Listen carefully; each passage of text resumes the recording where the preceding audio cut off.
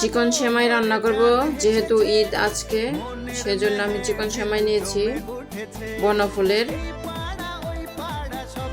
1 packet নিয়েছি। এবার হাঁড়িতে দুধ দিয়ে দিব, 7 লিটার দুধ দিব আমি। এটা শুকিয়ে আমি 5 লিটার করব।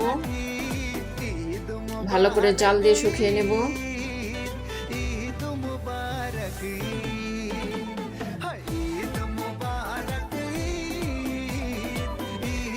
2 ঘন্টা জাল করেছি আমি দুধটাকে।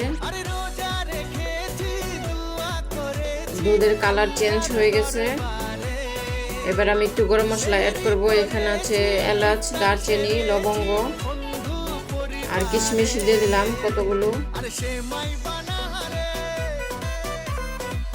এবার চিনির শিরাটা দিয়ে দিলাম। চিনিটা আমি জাল দিয়ে শিরা করে তারপরে দিই। বনফুলের চিকন সেমাইটা আমি একটু ভেজে নেব।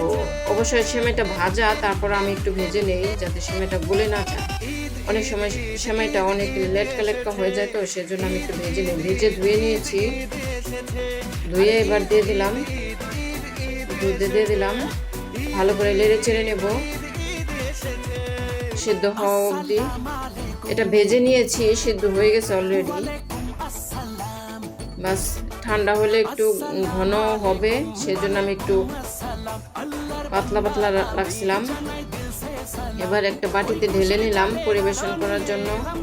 এটা ঠান্ডা হলে ফ্রিজে রাখবো।